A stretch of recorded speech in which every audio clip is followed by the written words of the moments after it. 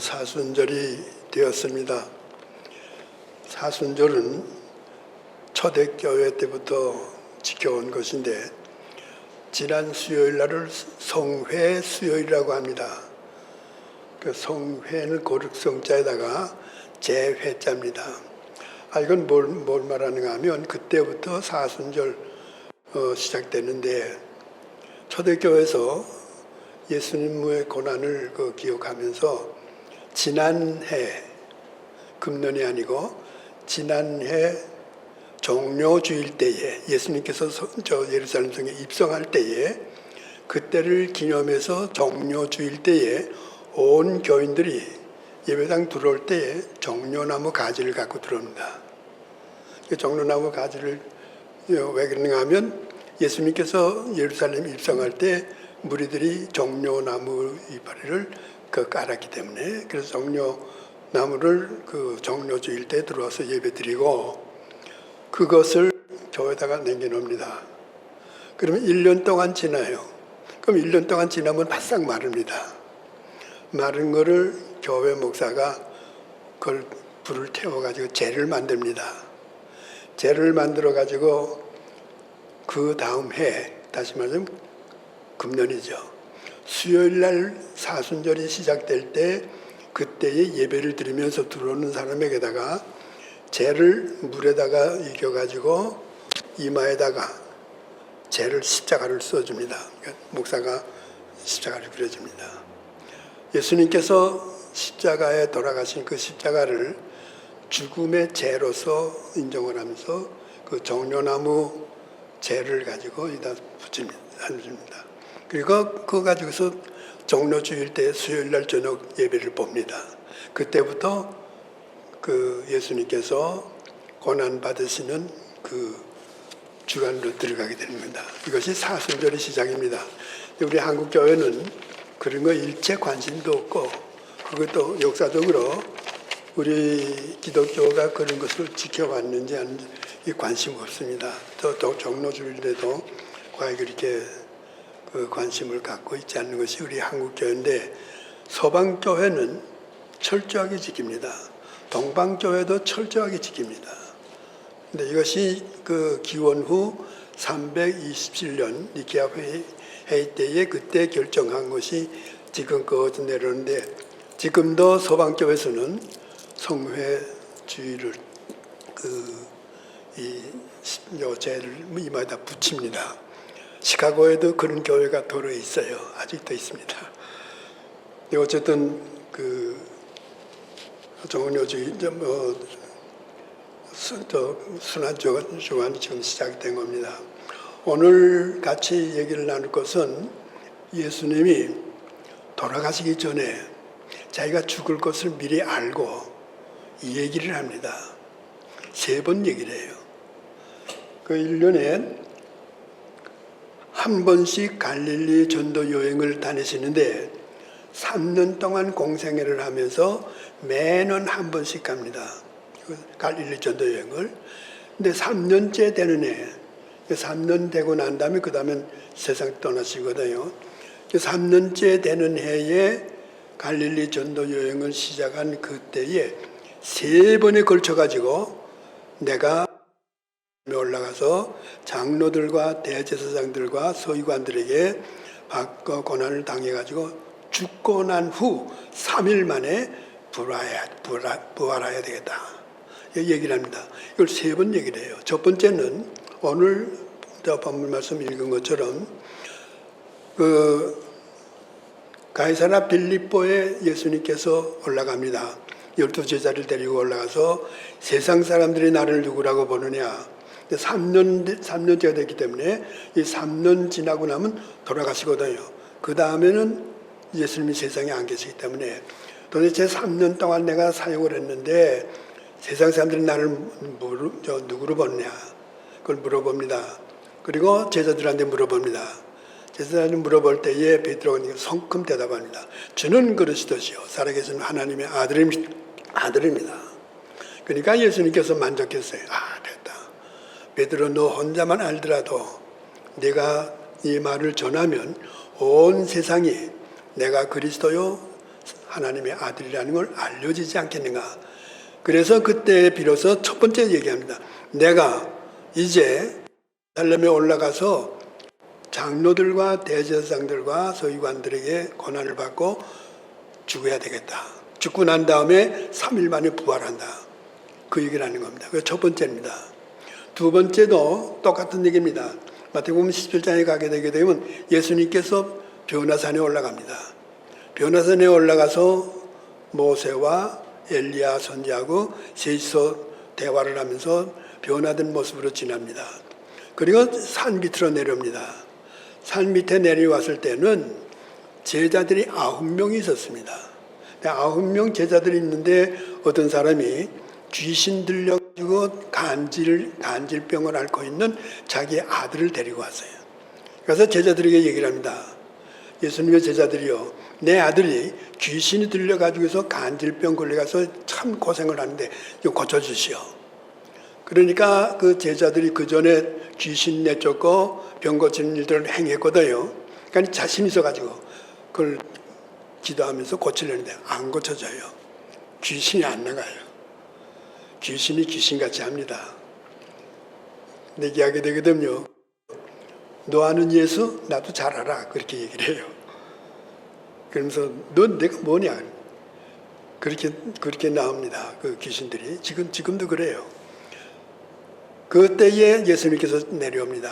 내려오셔가지고 그 광경을 보시고 예수님 얘기했는데 내가 언제까지 너희들과 같이 있겠느냐 하면서 그 소년에게 들어가 있는 귀신을 여기서 내쫓습니다. 그리고 고쳐져요. 그러니까 제자들이 물어봅니다. 예수님, 왜 우리는 이걸 못합니까? 그러니까 예수님께서 대답이 믿음이 없기 때문에, 믿음이 적기 때문에 그런다. 그러면서 겨자씨만한 믿음만 있더라도 이 산도로 옮겨 바다에 던지려 하게 되면 던져진다. 그러고 난 다음에 하신 말씀이 내가 이제 예루살렘에 올라가서 많은 사람들의 고난을 받고 내가 죽음을 당해야 되겠다. 그 두 번째입니다. 세 번째는 뭐인가 하게 되게 되면 똑같은 마태복음 보게 되게 되면 20장에 가서 나오는데 부자 청년이 와가지고 얘기를 합니다. 내가 어떻게 하면 영생을 얻습니까? 그러니까 율법에 뭐라 죽겠느냐. 다 지켰습니다. 그런데 한 가지 모자란다. 내가 많은 것을 갖고 있으니까 그거 팔아가지고 가난한 자를 돕고 그리고 나한테 와서 물어보라. 그걸 못하겠거든요. 그래서 그이가 그대로 돌아갑니다. 그러니까 예수님께 얘기를 해요. 여전히도 말씀드렸습니다마는 부자가 천국 들어가는 것이 얼마나 어려운지 낙타가 바늘구멍으로 들어가는 것보다 더 어렵다. 그 얘기를 합니다. 그건 못 들어간다는 얘기죠. 여전히도 말씀드렸습니다마는 그 낙타라는 것은 세계 공통어가 카멜입니다. 카멜. 카멜이라는 그 어근이 뭐인가 논아주라. 자선을 베풀라는 거예요. 낙타가 그 사막에 다니면서 그 물을 잔뜩 저장했다가 물을 마셔야 될 사람들에게 논아줍니다. 그래서 카멜이라고 그래요. 그래서 뭐인가 되면 그 얘기는 가난한 자, 어려운 자, 불쌍한 자 도와주라는 거예요. 도와주면 너 하늘에 간다는 얘기죠. 그 얘기를 하고 난 다음에 그 다음에 예루살렘에 이제 올라갈 준비를 합니다. 마지막에 예루살렘에 올라가는 거죠. 그때 예루살렘에 올라가시려고 한 그 임박에 예수님께서 12제자를 데리고 딴 데 가가지고 얘기를 합니다. 이제 우리 예루살렘 올라간다. 올라가면 나는 예루살렘에 올라가서 대제사장과 서기관의 박해를 받고 나는 죽는다. 죽고 난 다음에 3일 만에 부활한다. 그게 마지막입니다. 이렇게 3번을 얘기를 해요. 일생 동안. 근데 제자들은 이걸 이해를 못하는 거죠. 자, 여기서 우리가 알 수 있는 것은 뭐냐면 예수님은 공생애를 시작할 때부터 자기는 죽어야 한다는 걸 알고 있었다는 거예요. 언제부터 알고 있었느냐? 또 왜 죽어야 하느냐? 죽는 이유가 뭐돼 있느냐? 하는 것을 오늘 우리가 알아야만 됩니다. 사순절이 시작하는 저축이기 때문에. 그래서 오늘은 예수의 죽음의 예고, 이거에 대해서 좀 생각해 보려고 하는 겁니다. 첫 번째는 예수님이 자기 자신의 죽음 알고 있었어요. 떡으로 죽어야만 된다는 걸 분명히 하고 하나님 아버지의 뜻이라는 거 자기는 죽어야 된다는 걸 알기 때문에 그 죽음이 어떤 것인가 하게 되게 되면 대속과 언약이 세운 하나의 제사로 알고 있은 거예요. 이건 어디에 나타나는가 하게 되게 되면 그 6월절 예루살렘에 올라가셔 가지고 6월절 만찬을 하십니다. 성찬. 이것이 마태, 마가, 누가복음에 다 나와요. 세 복음서에 다 나오는데 그 가운데서도 마가복음이 제일 정확하게 기록했습니다. 마가복음 14장 22절에서 25절을 보게 되면 잡히시기 전날 밤에 제자들과 떡과 잔을 나누면서 하신 말씀입니다. 그래서 뭐냐면 예수님께서 떡을 가져와서 12명이 앉아있는 데서 떡을 가져가 놓고 찢습니다. 찢어가지고 주면서 제자들이 먹어라. 내 살이다. 이거 말하는 거예요. 그거 난 다음에 예수님께서 붉은 포도주를 잔에다 담아서 주면서 마셔라. 이건 내 피다. 언약의 피다. 이 얘기를 합니다. 아주 중요한 얘기예요. 자, 이건 뭘 말하느냐. 예수님께서 하나의 심벌입니다. 내 몸이다. 내 살이다. 내 피다. 내가 예루살렘에서 이제 장로들과 대제사장들과 서기관들에 의해 가지고 이 떡이 찢어지듯이 내 몸이 찢어지고 그리고 내 몸에서 피가 흘러야 된다. 뭘 말하느냐? 이것이 있어야만이 인류 구원이 이루어진다. 그걸 상징한 것이 최후 만찬입니다. 떡을 찢는 거, 살이 찢겨지고 그리고 피가 흘리는 거. 자, 여기에서 우리가 아는 것은 뭐인가 하게 되면 살이 찢어진다는 것은 대속을 의미합니다. 그리고 잔을 마시라고 하는 그 피에 대해서는 언약을 상징합니다. 이것은 뭐예요? 예수님께서 그 다음에 하신 말씀 두 마디를 말합니다. 이것은 많은 사람을 위해서 떡을 찢고 그리고 포도주를 주면서 내 피를 마시라 하는 이것은 많은 사람을 위해서 첫 번째입니다. 흘리는 바 나의 피 곧 언약의 피다 두 번째입니다. 이 두 마디를 말씀하신 것이 예수님께서 어디에 근거해서 말했느냐, 이것이 구약에 어디에 근거해서 이 말을 했느냐, 예수님께서 이걸 어떻게 알았느냐 이거예요. 예수님께서 어렸을 때부터 어머니에게 얘기합니다. 너는 생리학적으로 생물학적으로 볼 때 너희 아버지가 요셉으로 되어 있지만 아니다. 너는 성령으로 잉태됐다. 성령으로 내가 잉태해서 태어났기 때문에 너는 하나님의 아들이다. 그 어렸을 때부터 들으면서 예수가 뭐인가 하게 되면 글을 읽기 시작을 할 때부터 구약 성경을 읽기 시작을 합니다. 내가 누구냐? 내가 어떤 사람이냐? 내가 무엇하는 사람이냐? 읽을 때에 자기 정체를 정확하게 파악하기 위해서 30살 될 때까지, 이 공생에 시작할 때까지 계속 읽고 자기를 파악합니다. 그럴 때 이사야 53장 10절에서 11절에 나오는데 그 장면을 갑니다. 그러니까 이사야 53장은 뭐가 되면 이사야가 예언할 때에 42장부터 53장까지가 하나님이 그 이사야를 통해서 주실 말씀이거든요. 내 기뻐하고 내가 좋아하는 내 종을 보라. 이 종이 42장 1절에서 얘기를 하고는 이렇게 얘기하고는 그때부터 43, 44에서 53장까지 그 종이 하는 것을 쭉 기록해 줍니다. 그리고 53장에 와가지고 고난당하는 장면을 얘기해 줘요. 그때의 53장 10절에 가가지고 얘기를 합니다. 어떻게 말하는가 하게 되게 되면 여호와께서 고난의 종을 상함을 잊게 하고 질거를 당하게 한 것은 속건 제물로 드리는 것이다. 이렇게 그러니까 세 가지가 중요합니다. 하나님께서 자기가 택한 이 고난의 종 이사야 42장에서부터 53장까지 나오는 그 종이 상함을 받게 한다는 거예요. 상함을 받게 하고 질고를 당하게 한다는 거예요. 그 뜻은 뭐냐? 속건 제물로 드리는 거다. 이것이 이사야 53장 10절에 나오는 얘기입니다. 그럼 여기서 세 가지 중요한데, 첫째는 모형하게 되면 상함을 받게 하는 것. 이 상함이라는 것은 다카라고 썼어요. 원문에 보면 다카라는 말인데 우리는 상함이라고 이와 같이 썼습니다만은 다카라는 그 원문의 사전에 보게 되면 해석이 나오는데 어떻게 나오는 거든 눌려서 짓이기는 겁니다. 눌러서 짓이겨. 다시 말하자면 예수님을 하나에 눌려서 짓이겨 버려가지고 그래가지고 질고를 당한다고 그랬다고요. 질고를 당한다는 것은 할리라고 썼어요. 할리란데 이 할리는 뭐가 되면 상처를 입어가지고 육신이 상처를 입어가지고 얻어지는 병입니다. 그대로 병균에 의해서 앓는 병이 아니고 상처를 입어가지고 그 상처로 말미암아 얻어진 질병, 이걸 질고라고 그러는 거예요.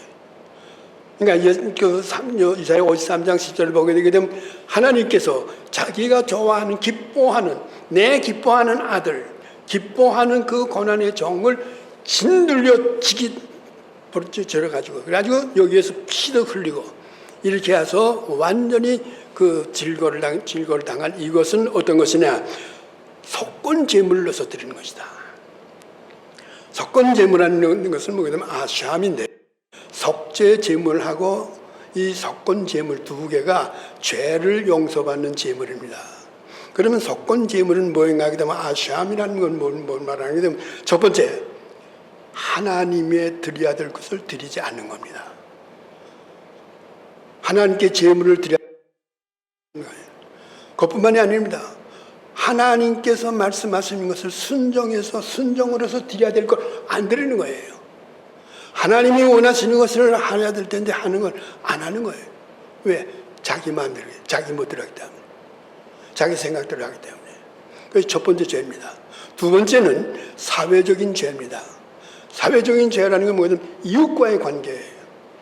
이웃을 섭섭하게 만든다거나 이웃을 괴롭게 한다거나 이웃에게 대해서 이웃 사람이 마음에 상처를 입어가지고 견딜 수 없을 정도로 되는 이것은 사회적인 죄입니다. 두 번째, 윤리적인 죄입니다. 윤리적인 죄라는 건 뭐인가 하게 되게 되면 교만한 거, 오만한 거, 사람을 무시하는 거, 깔보는 거 이런 겁니다. 이런 하나님께 대한 죄와 사회적인 죄와 윤리적인 죄를 범했을 때는 속건 제물로서 어린 양을 제사장한테 갖다 놓고 어린 양을 잡아서 제물로 바치는 겁니다. 이것이 이사야 53장 10절에 하나님께서 어린 양, 예수 그리스도 어린 양이 하나님의 그 고난의 종으로서 상징을 해서 이가 많은 이 사람들이 하나님을 배신하고 하나님의 말을 듣지 않고 그리고 사회적인 죄, 윤리적인 죄 이런 것으로서 가득히 차가지고 막 형편없이 살고 있는 이 사람들의 죄를 용서받기 위해서 어린 양 되시는 예수 그리스도가 제물로 바쳐져야 된다는 것. 이것이 이사야 53장 10절의 얘기입니다. 그리고 11절에 가서 이사야가 써요. 11절에 가서 이사야 3장 11절에 많은 사람을 의롭게 하며 이 속건죄는 많은 사람을 의롭게 하며 또 그들의 죄를 담당하게 하는 것이다. 이사야가 쓴 겁니다. 그래서 예수님께서 제우 만찬을 하시면서 떡을 주면서 제자들에게 먹어라. 내 살이다. 짓이어서 내가 고난받는 거다. 또 포도주를 주면서 마셔라. 이것은 내 언약의 피다. 그러면서 말씀하시는 것이 뭐라고 말하게 되게 되면 이것은 많은 사람을 위하여 이사야 53장 11절의 얘기입니다. 많은 사람을 위하여 흘리는 바 나의 피 곧 언약의 피다. 이렇게 보게 되게 되면 예수님께서는 이미 십자가 아래 던지시기 이전에 어렸을 때부터인지 청년이 되었을 때부터인지 어른이 되었는지 몰라요.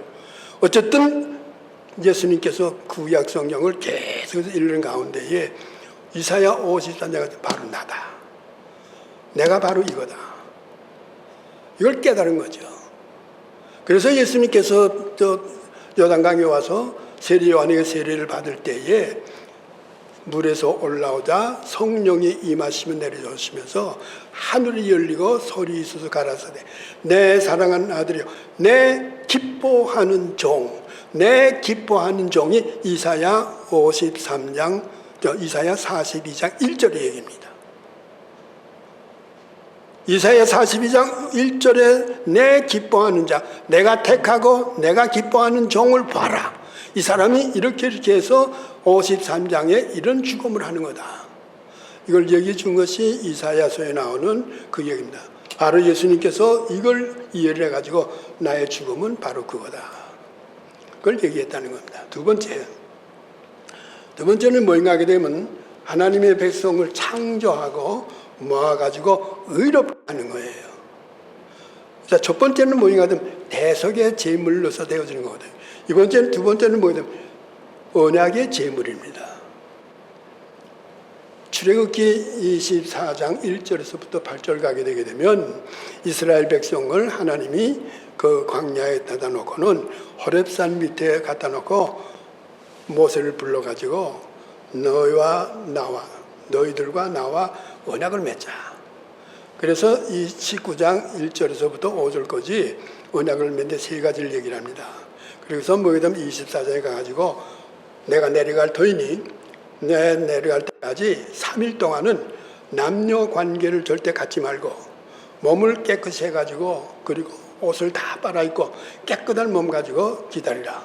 그리고 젊은 청년들을 동원해가지고 소 3마리를 잡아가지고 이 살은 하나님 앞에 번제로 드리고 그리고 그 피 흘린 것을 그릇에다 담아가지고 절반은 제단에다 붓고 절반을 가지고 이제 그 하나님이 내려오셔가지고 그 살을 불을 태우는 번제를 하나님 흡양해서 받으시고 난 다음에 그 다음에 그 피를 남은 걸 가지고 모세와 장로들이 가지고 다니면서 바릅니다. 여기다가 그걸 찍어서 바릅니다. 담 하비리트 찍어주죠. 또 담 하비리트 찍어줍니다. 그래서 많은 이스라엘 백성들이 나오는 그 사람들이 전부가 다 여기 피를 다 찍힌 거예요. 이게 뭐냐? 언약의 피입니다. 언약의 피 하는 것이 담 하비리트. 그래서 이제는 뭐가 하게 되게 되면 하나님은 이스라엘의 하나님이기 때문에 이스라엘에 대한 책임을 하나님이 집니다. 그리고 이스라엘은 하나님의 백성이 되어졌기 때문에 절대적으로 하나님만 순종하고 하나님만 따르는 의무가 있습니다. 책임과 의무가 하나님과 이스라엘이 되어졌습니다. 그래가지고 하나님이 얘기한다. 모세야 산으로 올라오라. 그래서 산에 올라가서 40일 동안 있으면서 율법에 대한 세부적인 것을 하나님께서 받습니다.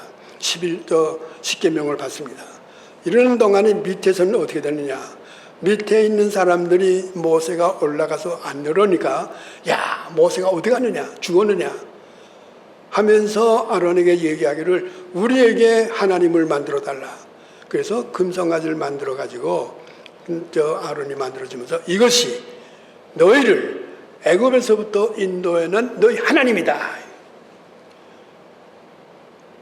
이것이 뭐가 얼마 안 돼가지고 언약을 맺어 얼마 안 돼가지고 그 언약이 파괴된 겁니다. 파괴될 때에 하나님께서 내려와서 이제 너희하고 나 끝이다. 그럴 때 모세가 얘기합니다. 하나님 용서해 주십시오. 용서해 주시고 이 백성이 목이 거둔 백성이니까 용서해 주십시오. 그러면서 뭐이거든 난 너희들과 같이 가나안에 안 들어간다. 할 때 모세가 얘기합니다. 하나님께서 여기 나와가지고 이 백성이 이렇게 하나님을 배신했다고 해서 이걸 여기서 그대로 놔두면 다 말라 죽으면 바로 왕이 뭐라고 그러겠습니까? 저거 나가지 말라고 그러는데 끝내 저 하나님 믿고 나가더니 그 하나님이 그 광야에다 다 말려 죽였구나. 바로가 좋아하지 않겠습니까? 그러면서 뭐인가 하게 되게 되면 만약에 하나님이 이 백성과 같이 가나안 땅에 들어가시지 않겠다면 차라리 내 이름을 하나님의 생명책에서 제해 주십시오. 이때 하나님께서 야 모세가 넌 참 대단한 사람이구나. 그래서 내가 같이 간다. 같이 가는데 너희들이 지키지 못한 나를 늘 항상 배신하기 때문에 율법을 준다. 율법을 그대로 지키라. 그래서 율법을 줘가지고 율법에 의해서 가나안 땅에 들어가 살 수 있게 되는데, 이 백성들이 가나안 들어가서 율법을 지켜야 한다고 하는데 율법을 거짓말로 하는 거예요. 잘 지키는 것 같이 하는데도 뭐예요? 자기 중심이에요. 이게 오늘날 우리 기독교의 생활이 이런 것이 많습니다. 이래가지고 계속해서 하나님을 말씀해서 불순종해. 하나님께서 끝내 징계를 합니다. 바벨론을 통해가지고 징계를 합니다. 바벨론을 통해가지고 이스라엘 백성, 유대인들을 끌어다가 70년을 전, 이때의 예언으로 나온 것이 예레미야입니다. 예레미야가 예언을 하는 건 처음부터 끝까지 계속해서 얘기합니다. 그때 예레미야 31장 31절에서 33절에 가게 되게 되면 예레미야가 얘기를 합니다.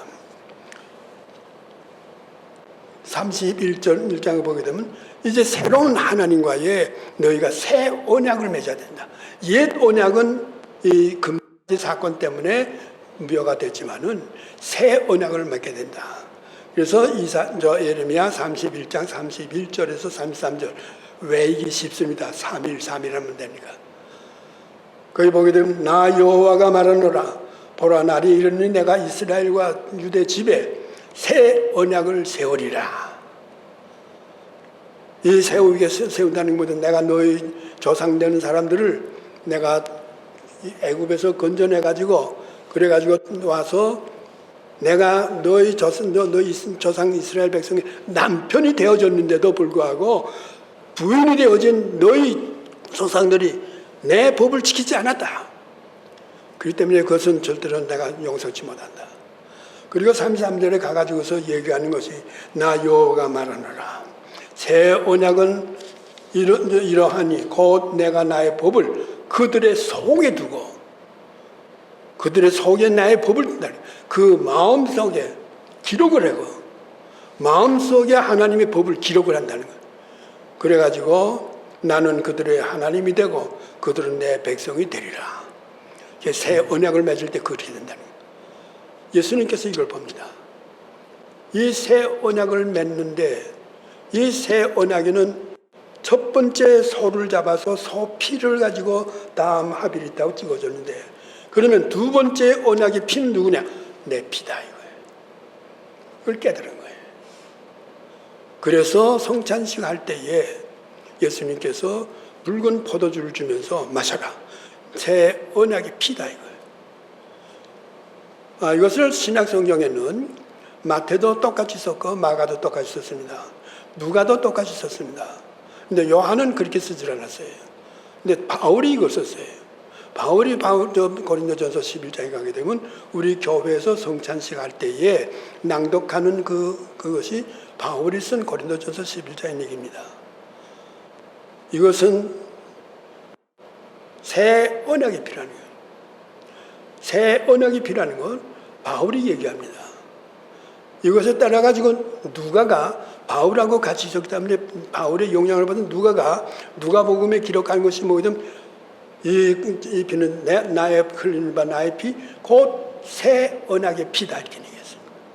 우리 교회가 성찬식 할 때에 이 바울의 것을 이용해 가지고 새 언약이 필요한 거예요. 새 언약이 필요한 것은 뭐예요? 우리는 한국 사람입니다. 이스라엘 사람들이 아니에요. 그러나 예수 그리스도의 대속의 죽음을 통해서 새 이스라엘이 됐습니다. 그 새 이스라엘이 된 것은 새 언약을 맺기 위해서 새 언약이 되게 되면 하나님의 법을 그들 속에 예수 그리스도의 피로 그 죽음을 통해서 대속의 구원받은 사람들 그 속에 하나님의 법을 둬가지고 그 사람들 마음 속에 하나님의 새 언약의 법을 기록해 준다는 거예요. 한국 사람이지만 그러나 예수 그리스도의 죽음을 통해서 새 이스라엘이 된 겁니다. 새 하나님의 백성 때문에 우리는 한국 사람이면 하나님 안에서 새 이스라엘입니다. 새 하나님의 백성입니다. 이러한 사람들에게 예수님께서 하시는 모임이 하게 되게 되면 피를 주면서 언약의 피, 새 언약의 피다 이거예요. 이러기 위해서는 예수가 그 피, 옛 언약은 소를 잡은 소피가 가지고 했지만 새 언약은 내 피로 가지고 간다. 그래서 포도주를 주는 겁니다. 우리는 성찬식 때에 떡과 잔을 마시는데 잔을 마실 때에 언약의 피라는 거. 난 이제는 하나님 예수님으로 말미암아 하나님의 새 백성이 되어진 새 이스라엘이다. 나는 하나님의 새 이스라엘 때문에 새로운 언약의 사람이다. 언약의 피. 이걸 상징하면서 마시는 것이 성찬 예식의 중요한 뜻인 겁니다. 하나의 행사로서 가는 거. 세 번째 말씀드리겠습니다. 세 번째는 하나님의 백성을 창조하고 모은 인자의 역할을 해야 되겠다. 인자의 역할을 해야 될 것을 생각을 합니다. 이것은 뭐게 되면 다니엘서 7장 1절에서 28절까지에 있는 얘기입니다. 저 뒤에 미국 사람인가 누가 들어왔는데 박 권사님 나가서 좀 현관에 나가 보시기 바랍니다. 이 얘기는 뭐인가 하면 다니엘서 7장 보게 되면 1절에서부터 이 8절까지가 네 짐승이 나옵니다. 사자가 나오죠. 그 다음에 곰이 나오죠. 표범이 나오죠. 그 다음에 가장 무서운 짐승이 나옵니다. 이런 짐승이 나오는데 이런 것들은 뭐게 되면 바벨론, 파사나라, 시람나라, 로마 나라를 상징합니다. 때가 되어서 하나님의 심판받아가지고 짐점을 됩니다. 그리고 13절에 가게 되게 되면 내 짐승이 다 죽고 난 다음에 13절에 가게 되게 되면 인자 같은 이가 구름 타고 내려옵니다. 인자 같은 이가 구름 타고 내려와서 옛부터 계시는 거룩한 임금님 하나님 앞에 와가지고 하나님으로부터 뭘 받는가 하면 권세와 영광과 나라를 받습니다. 그 인자 같은 이가 나라를 받아가지고 18절에 가게 되면 그 권세와 영광과 나라를 받는 그것을 누구한테 주느냐? 거룩한 성도들한테 주는 거예요. 거룩한 성도들, 18절에 거룩한 성도들에게 그 권세와 나라를 주는 거예요. 그것이 다니엘서에 나오는 겁니다. 다니엘서에 나오기 때문에 예수님께서 이걸 보시고 그러면 인자 같은 이가 누구냐? 인자 같은 이가 바로 나다 이거예요. 구약 성경에는 인자 같은 인자라는 말이 127번인가 나옵니다. 여러 성경책에 많이 나옵니다. 근데 예수님께서 얘기하는 인자, 사람의 아들이다. 근데 내가 어느 인자냐? 다니엘서에 나오는 그 인자라는 거예요. 그래서 the son of the man 이렇게 더라는 정관사가 붙습니다. 인자라고 얘기할 때는 영어 성경에는 반드시 더가 나옵니다. 바로 그의 120 몇 개나 되는 인자 가운데 어딜 바로 다니엘서에 나오는 바로 고인. 그래서 예수님께서 인자는 얘기할 때는 다니엘서 인자입니다. 그런데 예수님께서 3번이나 예고를 합니다. 3번이나 뭐게 되면 내가 예루살렘에 올라가서 그 장로들과 대제사장들과 서기관의 박해를 받아 죽여야 되겠다. 그때마다 뭐게 되면 인자가 예루살렘에 올라가서 장로들과 대제사장, 인자가 많은 사람에게 인자가 대제사장과 3번이나 똑같이 인자가 나옵니다. 그 인자의 고난을 통해서 하나님의 백성이 하나님의 나라를 받는데 하나님의 나라를 받는 그 나라를 인자가 그 나라를 받는 백성을 창조하고 모으는 일을 한다 이거예요. 이래서 예수님께서는 뭐게 되면 자기가 인자의 역할로서 죽음을 앓아야 되겠다. 마지막입니다. 마지막은 성전을 세우는 일입니다. 그 성전 사건이라고 해서 우리는 성전 청결 사건이라고 얘기를 합니다. 성전에 가가지고 성전에서 돈 바꾸고 또 양 팔고 송아지도 팔고 뭐 이런 것을 장사꾼들이 6월절 행사 때 가까이 됐을 때 그 성전들에서 그거 하고 있으니까 예수님께서 들어가자마자 막 상을 뒤집어엎고 돈 바꾸는 거 뒤집어엎고 아주 날을 부는 겁니다. 그래서 성전을 기도하는 집인데 기도하는 집을 장사하는 집으로 만들지 말라 해서 다 이렇게 없다. 그래서 우리 교회에서는 성전 청결 사건이라고 얘기합니다. 그러나 엄격하게 신학적으로라든가 이 내용을 보게 되게 되면 혁명적인 사건입니다. 예언자적인 선제적인 사건입니다. 그래서 저는 이것을 청결이라고 얘기 안 합니다. 예언자적인 사건이에요. 예수님께서 성전 올라가가지고 보니까 올라갔을 때 예루살렘에 입성해서 들어갈 때에 금요일 날 저녁에 들어갑니다. 그 다음 날이 안식일입니다. 그래서 안식일은 그 베다니에서 쉽니다. 그리고 일요일 날 그 안식일 다음 날에 예루살렘에 들어갑니다. 예루살렘 들어가서 한번 쭉 돌아보고 나옵니다. 그리고 다음 날 화요일 날에 예수님께서 들어갑니다. 들어가자마자 성전에서 사건을 일으키는 거예요. 이것이 요한복음에 나옵니다. 요한복음 1장에서 그치고 1장 1절에서부터 20절까지가 뭐인가 되면 이 가나 혼인잔치의 포도주로서의 그 새 포도주를 만드는 사건이고 그 다음 곧 이어서 이 사건을 기록합니다. 왜 그러냐? 요한복음은 예수님의 역사적으로 기록한 것이 아니라 7가지의 큰 사건, 7가지의 큰 사건을 주제로 해가지고 이것으로서 그 7가지 사건으로 예수가 누구라는 걸 나타내는 겁니다. 이것이 요한복음입니다. 그래서 제4복음이라고 그래요. 그런데 마태마가 누가는 예수의 역사적인 기록을 쭉 해내려요. 그래서 마태마가 누가복음에는 이 성전 사건이 예루살렘에 올라갔을 때 하는 거예요. 마지막에 나옵니다. 근데 요한은 맨 앞에 가다 놨어요. 이러한 일을 한 예수라는 거예요. 거의 그때 모임하게 되게 되면 그 사건이 벌어지니까 그 성전 관리들이 와서 얘기합니다. 내가 무슨 권세로 이런 일을 했냐 하니까 얘기를 합니다. 세례 요한이 하늘에서부터 왔느냐 사람에게서부터 왔느냐. 내가 물어보니까 그거부터 얘기하라요.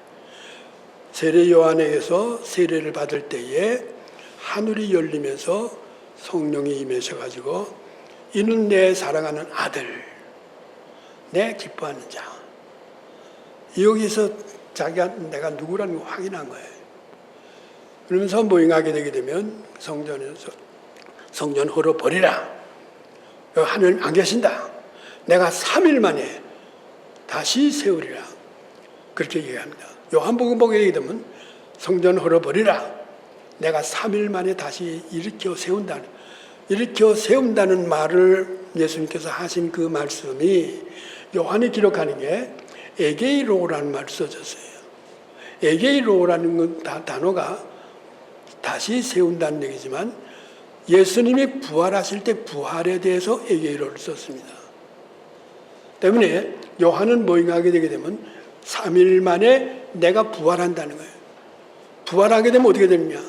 부활하고 난 다음에 3일 만에 부활해서 하늘에 올라가서 하나님 우편에 계시다가 성령을 내려보내면 성령을 통해서 성령이 우리 마음속에 들어와 계시는 그 성전, 여러분들 한 사람 한 사람이 성전입니다. 이걸 바울이 3군데 거쳐가지고 얘기를 해줍니다. 이러한 성전, 이런 사람들이 모여있는 하나의 공동체, 교회, 이것이 예수님께서 새로 세우는 성전입니다. 이걸 위해서는 어떻게 해야 되느냐? 죽고 부활해야 되겠다는 거예요. 이래서 이런 것을 볼 때에 예수님께서는 이미 벌써 이 공생애를 시작하기 전부터 목수일을 하시면서 가족을 돌보면서 어머니를 돌보면서 성경을 계속 보는 거예요. 나는 바로 이런 사람이다. 나는 바로 이런 사람이다. 그걸 아셔가지고 나는 죽어야만이 하나님의 구속의 사건, 대속의 사건이 이루어지고 내가 죽어야만이 언약의 백성으로서 하나님의 새 언약의 공동체를 만드는 하나님의 나라를 만드는 거다. 이걸 이해하고 알았다는 겁니다. 그래서 오늘 순환절 첫 주를 맞이해서 예수님께서 이제 5주가 되게 되면 십자가에 돌아가시는 그 고난주 안에서 돌아가시게 됩니다. 그 전에 왜 예수님께서 십자가에 죽으셔야 되느냐? 언제부터 이걸 알아가지고 자기 자신이 그러냐? 이런 것에 대해서 말씀을 나눈 겁니다. 오늘부터 시작되는 우리 순환 주간에 우리 마음을 가다듬어서 예수님은 이렇게 해서 죽으셨고 이렇게 해서 내가 살았고 이렇게 했기 때문에 내가 하나님의 새 백성이 되어져 가지고 내 속에 하나님의 영이신 성령이 와 계시고 이 성령으로 받은 사람들이 모여진 것이 이것이 교회고 이것이 하나님이 계시는 예수님께서 말씀하신 너희 속에 내가 들어가시 하는 그것이로구나. 이 교회 안에는 하나님이 예수님이 계신다. 이걸 아셔가지고 항상 여러분들이 이 기간 동안뿐만이 아니라 일생을 살아가는 동안에 나는 예수님이 내 속에 계시는 거룩한 하나님의 백성, 거룩한 성전이다. 이 생각 가지고 여러분 지나시길 바랍니다. 기도합시다. 거룩하신 아버지 하나님, 순환주 첫 주를 맞이해서 예수님께서 자기가 죽어야만 되겠다는 죽지 아니하면 구속의 사건이 이루어지지 아니하고 하나님의 새 백성을 만들어서 언약의 새 백성이 이루어지는 것을 못한다는 걸 아셔가지고 아시고 3년간 다니시고 그 3년간 복음을 전하시고 끝내 십자가에서 돌아가시는 그 사건을 저희들이 나누었습니다.